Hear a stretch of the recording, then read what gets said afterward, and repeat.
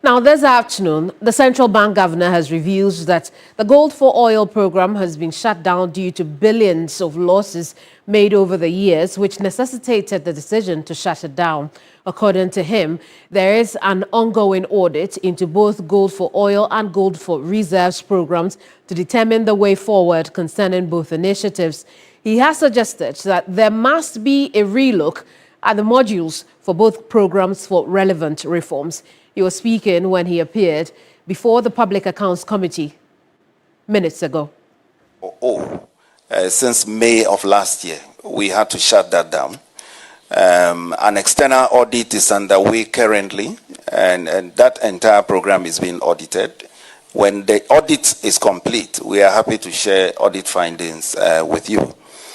Then the G4R as well. There's an external audit that the Bank of Ghana board has authorized. The gold for reserves, that is the G4R. There also there's an external audit that's been authorized by the Bank of Ghana board, both from when it started until the end of 2024, thereabout, and then also how it operated during 2025. So these audit reports, when ready, we are happy to discuss with your committee. But I must say that these are programs that have, or more or less were introduced for to address specific national challenges. And we believe that going forward, what we have to do is to reform them, to reduce the cost further, to treat them as quasi-fiscal interventions. And that should support our reserves build-up going forward. I have some data here I can provide on the net losses for the gold for oil and also net losses for the gold for reserves. In 2022, the net losses for the gold for oil was about 74.44 million Ghana cedis.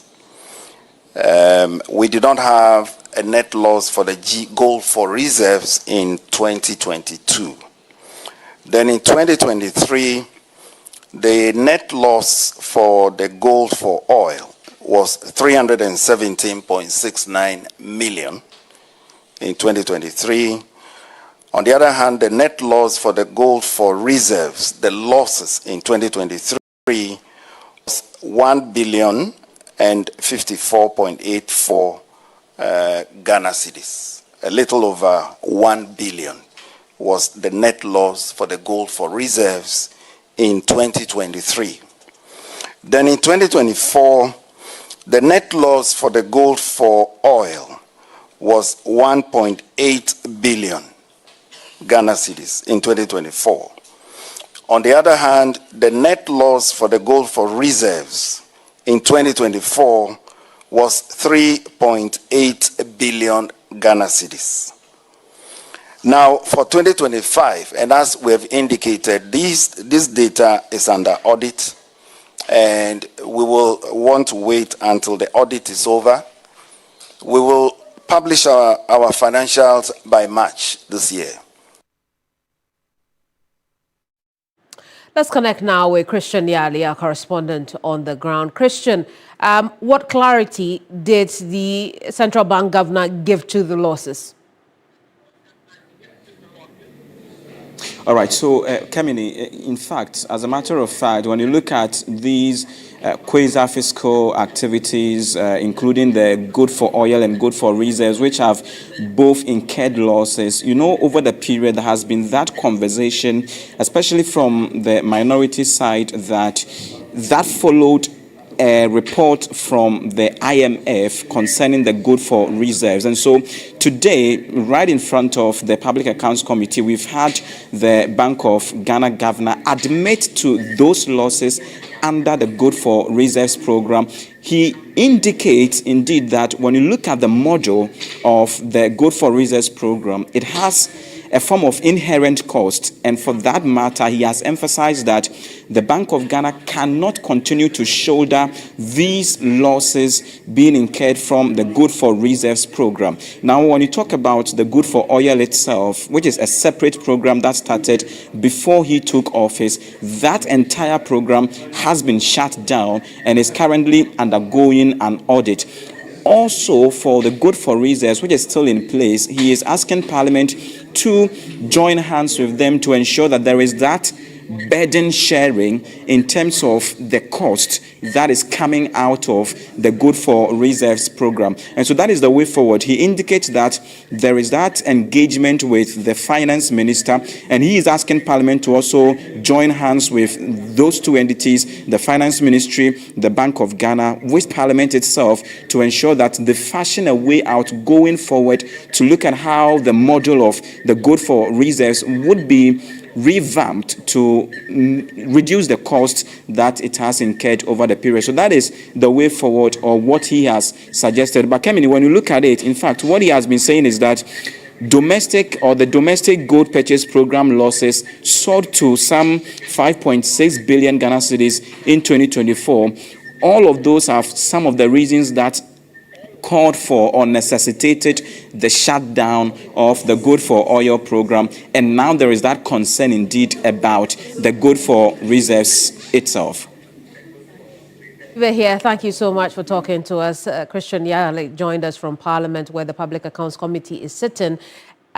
Just ended is that hearing from the central bank governor, who's also talked about easing credit pressures for businesses in this country, as well as the cedi's forex performance. We'll head back shortly, but before then, Commissioner General of the Ghana Revenue Authority, Anthony Kwesi Sapong, has stated that the implementation of the new value-added tax reforms has yielded positive response from consumers, saying the GRA will work to ensure the targeted revenue is achieved. He says assessments were conducted even before the passage of the new laws being implemented now. According to him, government will not lose any revenue due to the repeal of COVID levy and the new VAT reforms. He spoke to the media a while ago after appearing before the Public Accounts Committee.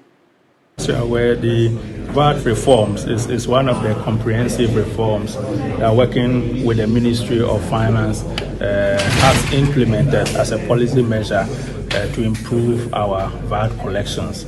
And there are several policy measures that were introduced. One is abolishing the COVID-19 levy. Second was removing the decoupling. And then the third was ensuring that businesses and individuals can claim the entire input VAT, which previously about 6% of them was not claimable.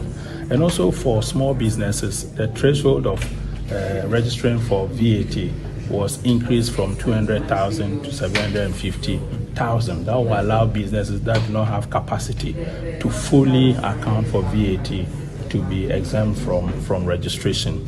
We believe that the reforms have been taken well by businesses and Ghanaians. As of last week from Ghana Revenue Authority, we did market visits as well as visiting some of the major shops. And we're satisfied that most of the businesses have implemented the new VAT requirements.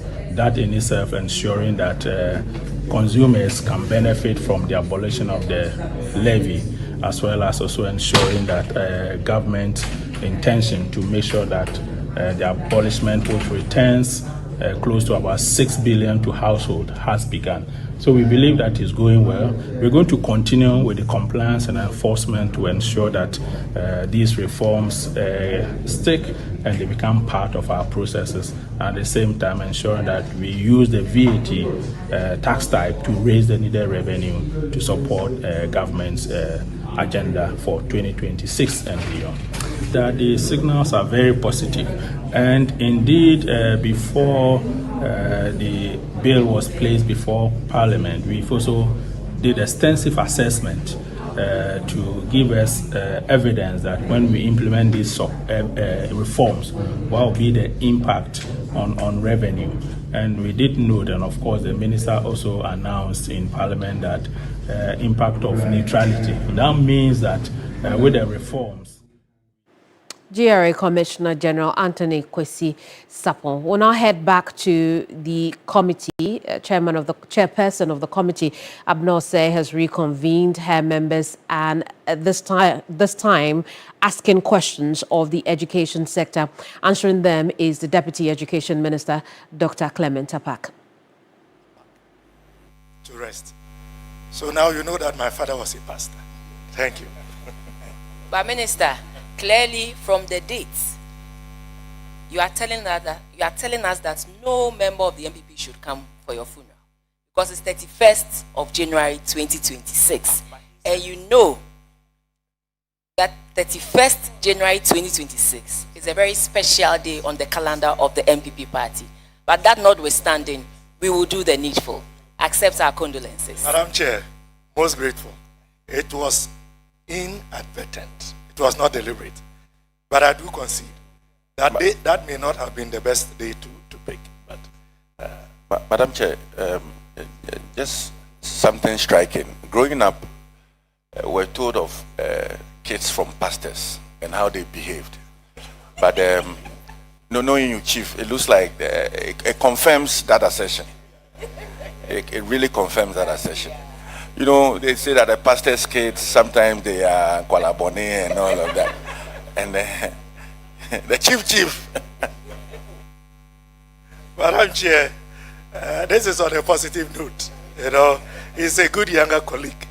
And in other words, he's trying to expose the fire in my belly.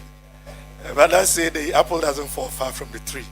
The old man himself, in his days at the University of Ghana, Commonwealth Hall, the effective number 7 winger, was much more active than my good self. So I believe in the womb of time, I would also transition to become a pastor. Very well. Mr. Chairman, I was indicating that GET Fund now has a lot more leverage in terms of resources with the decapping of the fund.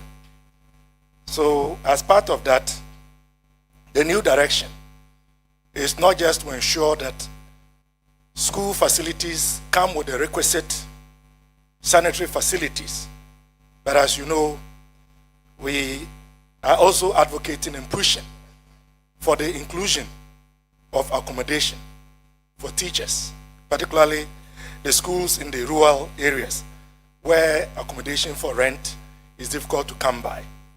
So it is within that context that I believe very strongly that we would address these gaps for our collective good, particularly for the girl child, Also in the wake of our free sanitary pass program, having sanitary facilities, in this case, washrooms, changing rooms, would be very useful if we are to achieve the policy objective. Thank you. Auditors, take note of that. And Mr. Chairman, with that, I am okay. Thank you very much. The next person is Dr. Giselle, please. It's on paragraph 46. Thank you, Honorable Chair, for the opportunity. Minister, my line of query has to do with the inadequate sanitary facilities in public schools and public facilities. According to the Pre-Tertiary Education Act 2020, Act 1049, it requires that the Education Service constructs and equip public basic schools and senior high schools with adequate sanitary facilities. It's also emphasized in the Technical Guide of WASH 2014 that also requires that such facilities should serve not less than 50 people. So all these technical guides have been provided. Now, the auditors found that the provision of infrastructure in public schools is carried out by your ministry, which is responsible for the planning, funding, and implementation of such infrastructure.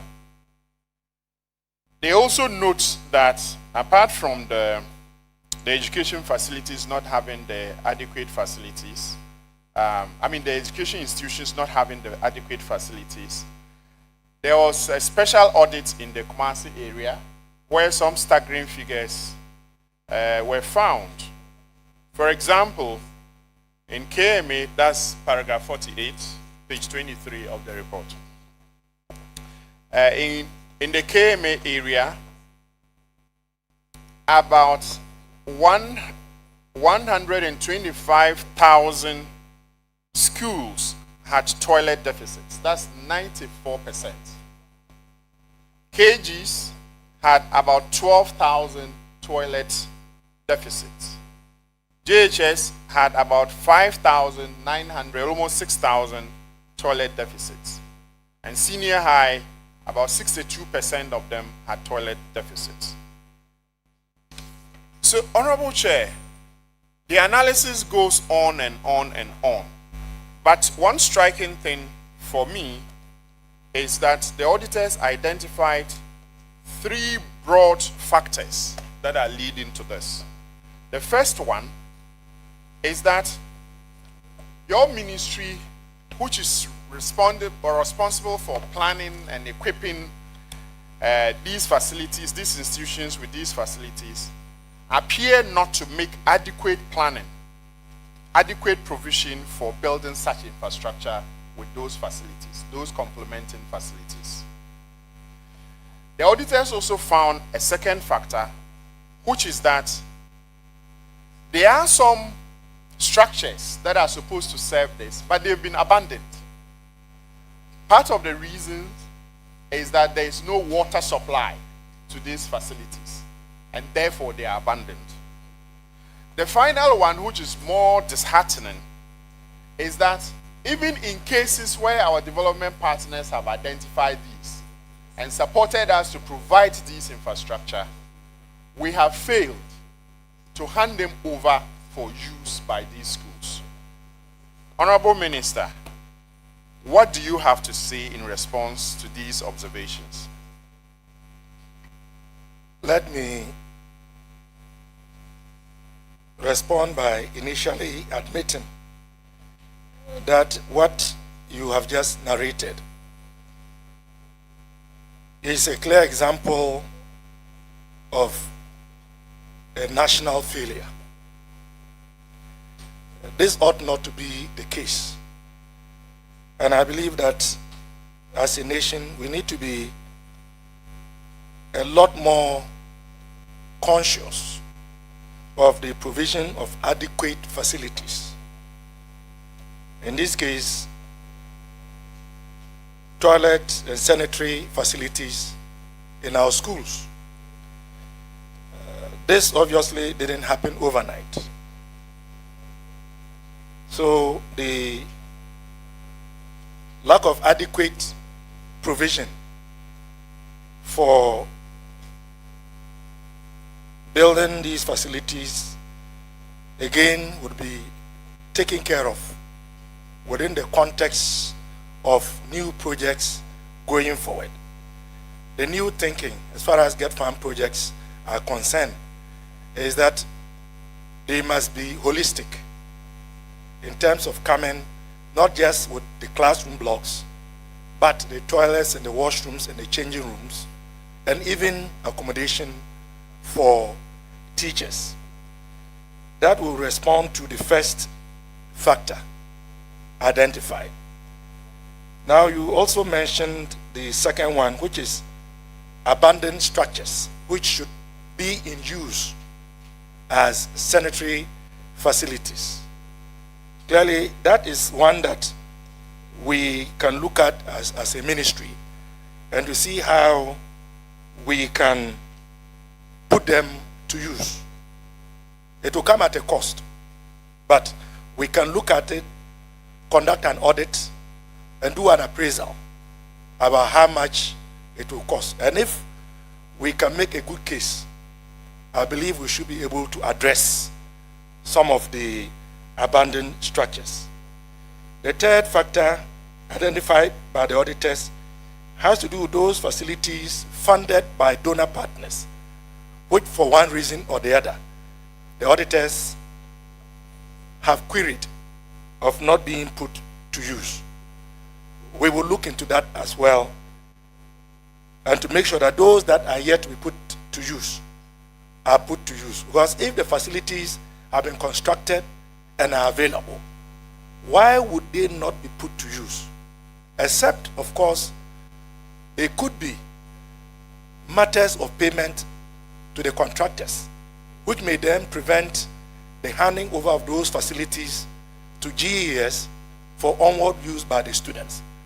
So we welcome these queries.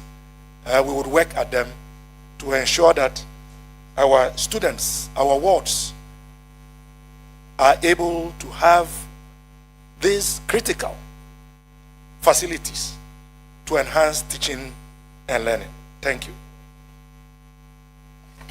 Thank you, Honorable Chair. And the Honorable Clement Apak that I know, and the Honorable Haruna Idrisu that I know, I'm confident that you will walk this talk, except that I have a further clarification to seek.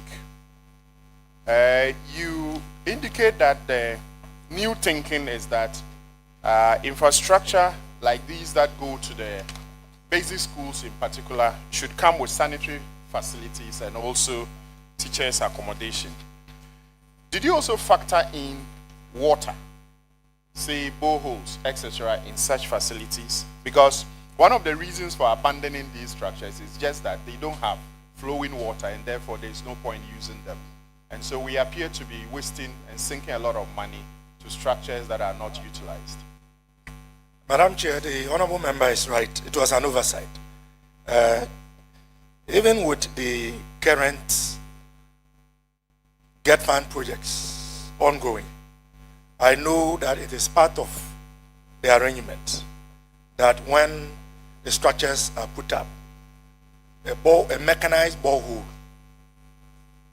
is a component of the contractual agreements.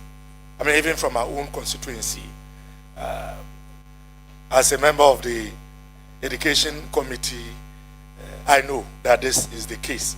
So I took it as a given, but your question has caused me to clarify that they would go with a mechanized borehole to ensure that water is available for the WCs, which is what we are doing these days. Thank you. The numbers that have been abandoned are quite huge. Is there any action that you are planning to take this year to ensure that at least some of them are put back to use? And this is particularly important because of our recent experience with COVID and outbreak of cholera and other related diseases in our schools and the risks that it poses to our wards. What exactly will you be doing to plow back the use of these facilities? Honorable Member, as I indicated earlier, we would drill down the information in the report, identify the various facilities where they are, do an appraisal to determine what it will cost. And because I don't carry the public press, I wouldn't want to commit my honorable minister with regards of how immediately. But of course, we can always look at other external sources to see if we can galvanize some donor support to put them back to use, even as we are constrained within the context of our own budget. But we will look at them, and those that are low-hanging fruits, I believe the honorable minister, with his own dexterity and with the support of the committee, will be able to do something about the rather appalling situation narrated. Thank you very much, Honorable Chair. All right, the next person is Honorable Sebastian there on page 58, please. I mean paragraph 58. Yes, thank you very much, Honorable Chair. I think my question is very much linked to the premise established by my senior colleague, Dr. Jasal, with regards to abandonment of WC toilet facilities in schools. But the crux of my question is the rampant nature of this, particularly in our schools, and I was sad to note that in the list also there is a purely girls' school, and we all can understand when there isn't toilet facility in a girls' school. But the problem I have is these toilets have been built, and per the auditor's report, across 6 schools that were cited, 11 structures were built but locked up and not being in use. And the beneficiaries cited lack of water as the reason. I am glad to note that the Deputy Minister has actually noted that new structures that are considered to be built or are being built, water is going to be factored in. Question is, these ones that were cited by the auditor, what is the status now? Have these structures been opened now? Because at least the auditor's report has come out over a year now, and the committee would like to know whether these 11 structures across the 6 schools are now opened and they are being put to use. Most grateful, Madam Chair. I would invite my DDG to respond, and if necessary, I will wait. Thank you, Madam Chair.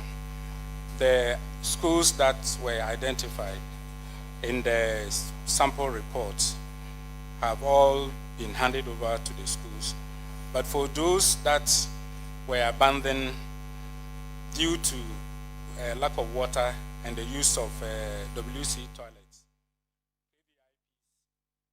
have been provided while the system works to resolve the problem sustainably. And when it comes to the girls' school you mentioned, they have received a 20-seater toilet facility at least to stand in, while some other additional facilities will be added. Madam Chair, the additional information I wish to provide pertains to the existing structures that cannot be used due to the unavailability of water. I would be conveying this to the Honorable Minister. I know that it should be possible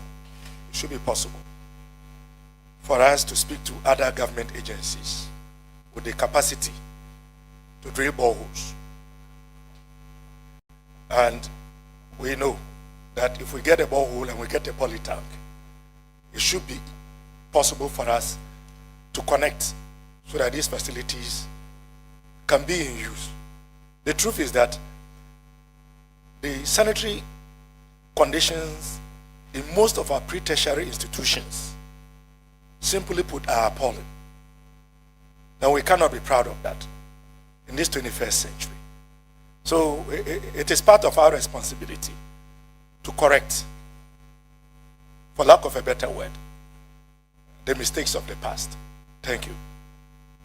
Honorable Minister, what worries me a lot is take Mamprobi Sempe 1, 12-seater toilet, 20-seater toilet, another 12-seater toilet, uncompleted since 2010,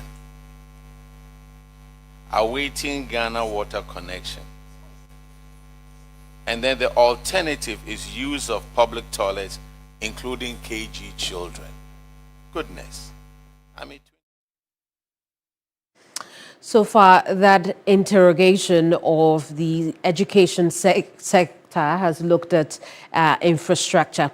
We'll now turn attention to other matters. Government says it has cleared outstanding energy sector debts totaling $1.4 billion in the 2025 fiscal year, effectively rescuing the sector and ridding it of crippling debt. In a statement released on Monday, January 12, the ministry stated that as of December 31st, 2025, The government has repaid a total of $1.4 billion to rescue and reset the energy sector. As part of its broader energy sector reset, the Mahama administration has successfully renegotiated all independent power producer agreements to secure better value for money for the Ghanaian people. The Ministry of Finance subsequently provides a breakdown of payments to the IPPs, all in 2025, totaling some $390 million in legacy debts. They include Car Power Ghana Company Limited. About $120 million went to Car Power. Power Generation, some $59.4 million. Sinan Asogli, $54 million. Early Power, $42 million. Twin City Energy, also known as Amandi, $38 million. AXA Energy, $30 million. Senate, $30. BXC, $10.5. Main Energy Technology also received some $8.82 million. Now, we also know that additional payment of gas invoices, according to the Finance Ministry, have been made to ENI and Vital for electricity generation, about some $480 million to that effect.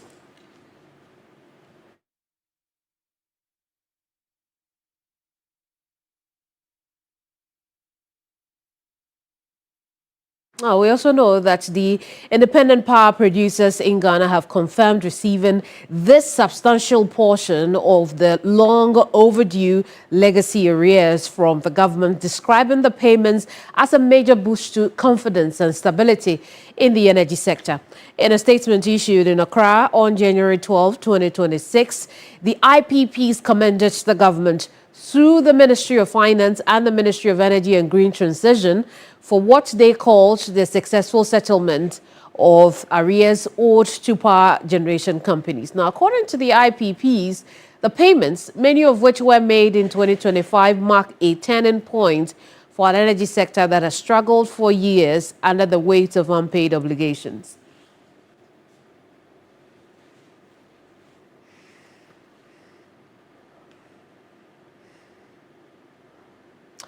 Richmond Roxon, a spokesperson and head of communications at the Ministry of Energy and Green Transition, has joined us for a quick chat on the back of this. Richmond, again, clarify for us, have all the debts been paid, or this is just a substantial part of the debts that have been paid?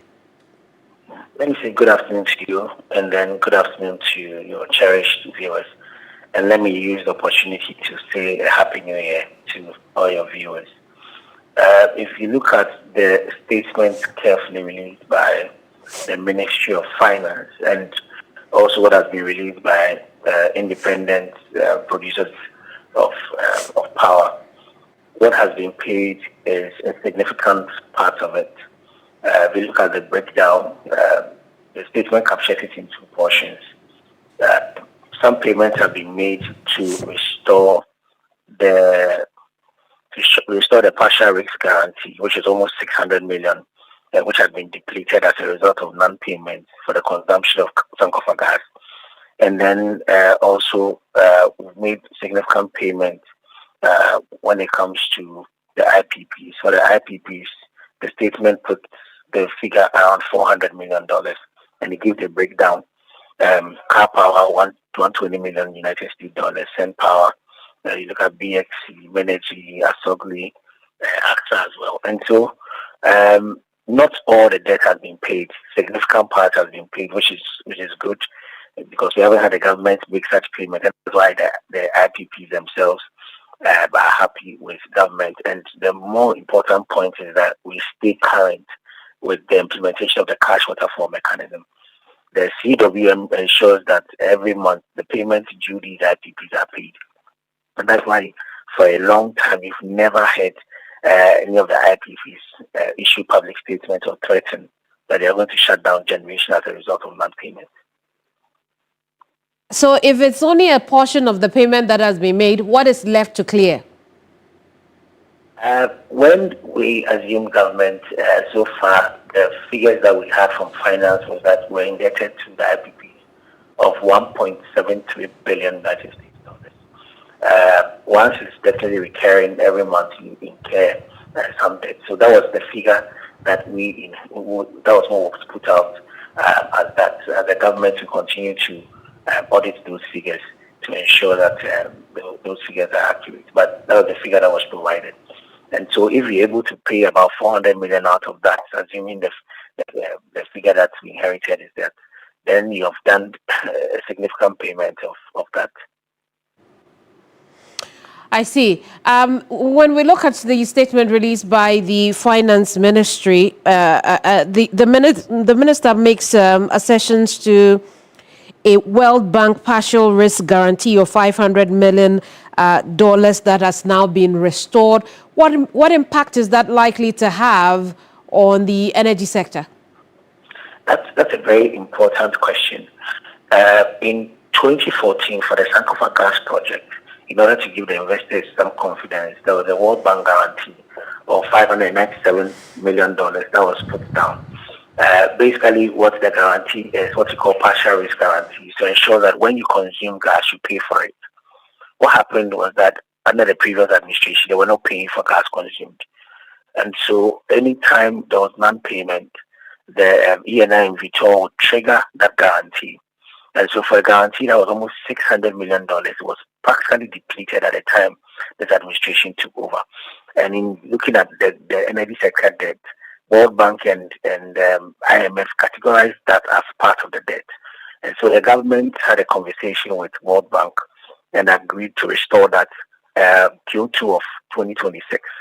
But because of prudent management of our fiscal space and the prudent management of the cash waterfall mechanism, the government has been able to make that payment in 2025, 6 clear months before the deadline or the agreed period that was between the parties.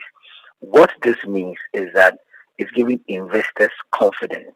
It's telling the investor community that Ghana is once again a reliable partner that you can work with, and that when you invest your monies and monies are due you, they will pay for it. And so you will notice that because of this, in the last couple of months, we've had a lot of these IPPs coming with even new projects, new power projects as a result of the payment. And it's also had new investors coming because there's investor confidence where has been restored because of that. And so you cannot be consuming gas when people invest $8 billion and then you consume and not pay. And that is what happened under the previous administration. And this has given, you can see the statement from the IPPs themselves, hailing government for this significant milestone. And then also describing the act that it sends a powerful signal to both domestic and international investors. And I show that Ghana is firmly committed to honoring its contractual obligations, strengthening sector governance. And Richmond, just for clarity, what we have done now is to clear all our gas debts, our gas payments. We have also cleared substantial amount of our IPP debts as well, despite you not giving us a figure to what is left to be paid off. And if I'm wrong, feel free to correct me. Now the question many are asking, we have 9 IPPs. What is Akosombo doing? Explain the dynamics around that for us. When you look at our generation mix, the generation mix is about 70% thermal. You have hydro about 28%, and then the other 2% should be renewable. And as a country, our demand continues to grow. In December, we had a new peak of 4,000, almost 4,400 megawatts. What it means is that our demand keeps growing. And so Akosombo and Bui, which will be the thermal component, are very significant when it comes to our generation mix. Moving forward, as the president directed and the mandate of the ministry has changed, the focus will be on renewable energy.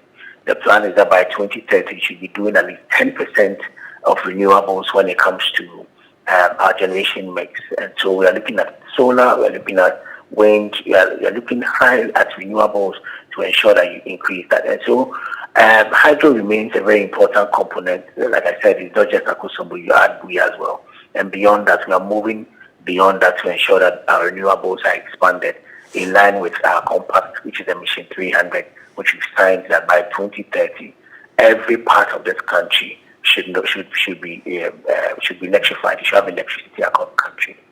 Richmond, we'll end it here for now. Thank you so much for your time. Richmond Roxon is spokesperson for the Energy and Green Transition Ministry. Now, the Chief Executive Officer of the National Petroleum Authority, Godwin Eduji-Tameklo, says the depletion of the World Bank partial risk guarantee by the past administration due to mounting energy sector debt was reckless and had negative impact on the credibility of the country. Government on Monday announced that it has cleared some $1.4 billion debt owed in the energy sector, including repayment of the partial risk guarantee and settlement of arrears owed to independent power producers. Eduji says that it is crucial that it sustains uninterrupted electricity supply and assures power generators of constant payment for their services. A guarantee, more or less, is like a comfort to your investors that when you do this and I'm not able to pay, you can fall back on this guarantee. And so what we got to the point where it became so bad that we could not settle our bills that we had to go and fall on the guarantee. That is the level at which, the level of recklessness. And some of these things, what it does is that it impacts directly on the credibility of the country. And so the very credibility of a whole sovereign state was what was at stake. The independent power generators or producers, they were the people facing the brunt of these decisions. And they have been very patient with government of Ghana over the period. In terms of the direct legacy debt, over $300 million have been paid to the independent power producer.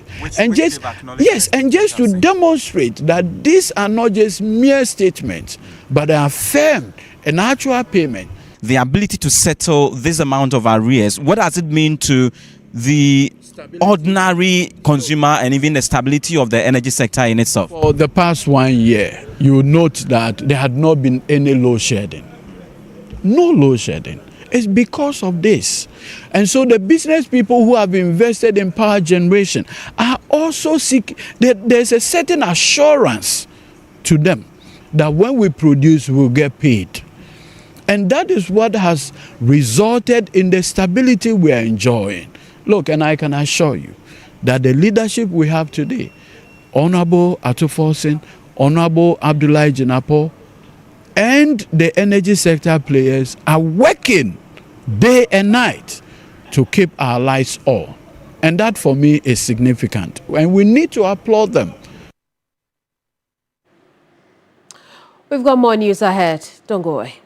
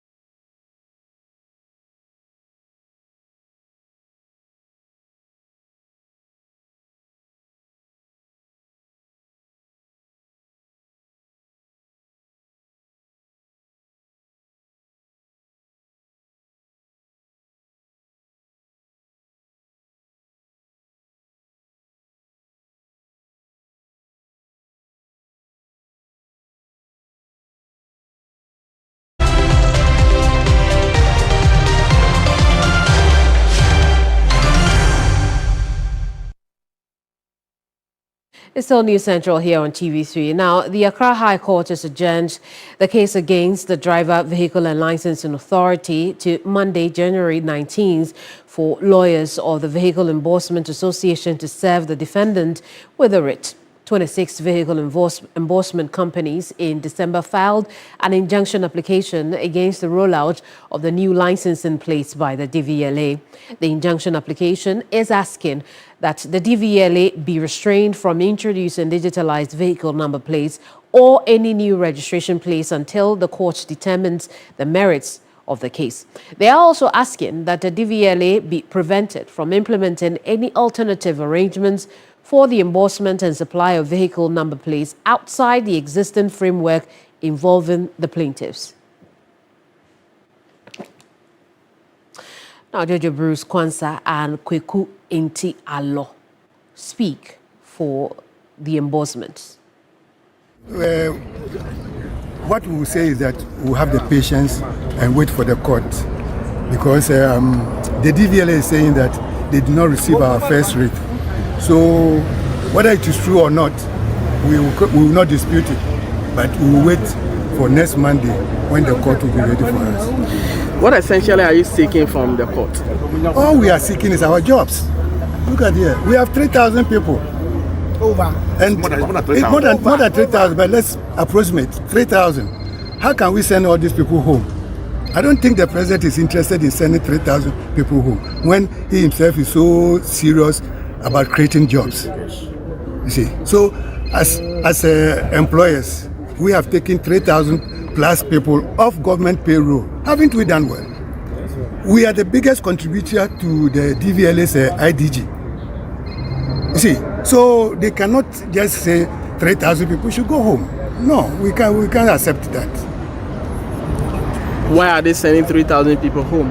Why they claim that they want to roll out new number plates, which will be chip embedded for security reasons. But the point is that we embossers, we don't do the chip embossment. What we do is embossing the plate. So if they want to do a chip embedded plate, it is the DVLA and the manufacturers whose responsibility it is. It is not our responsibility. All right, yes. Thank you. Okay. Right. Have you tried engaging the DVLA before you proceeded to come to court? We have tried all avenues. We have tried all avenues. In fact, the CEO has bluntly refused to meet us as a body, VEMAC. He has bluntly refused to meet us. And we have tried everything, trying to just meet him and then explain our side of the story. But he doesn't want to meet us. Yeah, the whole premise of this argument is actually evolving around a contract being given to one person. And that person, whether the person is a ghost or his assistant, we don't know. So the DVLA must come out with whatever contract that they gave to that person, and the tenets of for the tenets of the contract to be examined, and so that we would know how to go about the whole thing properly. Because everybody is avoiding us. The contract is in the air. We don't know what the contract is, who holds the contract, and what is contained in the contract. And I think that's what they have to make sure that we know as people who have contributed to this job for over 35 years. More. Now, fire officers at the Central Gonja District Office who were involved in an accident while on their way to attend to a fire outbreak are responding to treatment at the Bwipe Hospital. 3 out of the 5 victims have been discharged, with the remaining 2 still on admission but are in stable condition.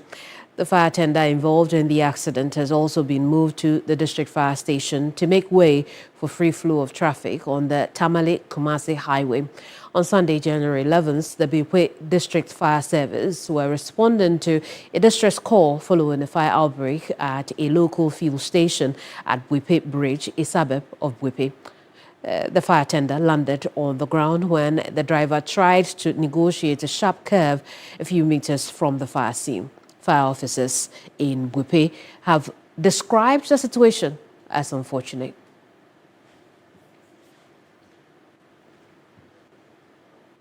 Now, residents of Teshie and its surrounding communities have been grappling with an acute water shortage for over 5 months now. Earlier today, my colleague Nashoko visited the area and reports that nurses at the local health facility are forced to carry water from their homes to the hospitals in order to work. Let's take a listen to her full report. So members of the Teshie community have not had access to water flowing through their taps. This is because of a report that the Teshie Nungua desalination plant has been shut down. Now, this crisis has been going on for about 4 months, going on 5 months now. Members of the community have had to rely on calling water tankers and buying sachet water just to be able to do basic daily activities that water is used for. Now, prior to this, the desalination plant has provided about 60,000 cubic meters of potable water to over 500,000 members of this community. Now, this water crisis affects Teshie, it affects Nungua, and also affects Tema. Now, members of the community here are gathered because there's a drip machine which has just arrived. Now, this drip machine is normally not supposed to be dispensing water to members of the community. Is the District Road Improvement Program machine, which has been organized, so to say, by the Assembly to put water into this polytank. Now, this polytank here belongs to a member of the community who has agreed to receive the water so that the community members can come and fetch it, so to speak. So you see here there are many gallons lined up, buckets also lined up, each gallon representing one person to come fetch water for members of their household. This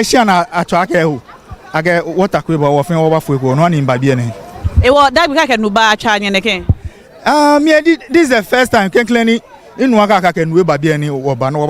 pipe na gbele mo na e wo ne ka abanya ba supply o nu every time ni wo wa short nulo e na gba ka nu bo he onye no go fi o won pa government fi district assembly ni obi ni ame bo mo de mo na gbele ha wo fe no wo ba dun be ni will be rationing the water. I see right up the road there's a chips compound and I want to find out if this chips compound is also suffering the same water crisis, because that would be very difficult to imagine that a medical facility would not have water. Let's go over there and speak to them. What's your name, please? Gifty Hazel.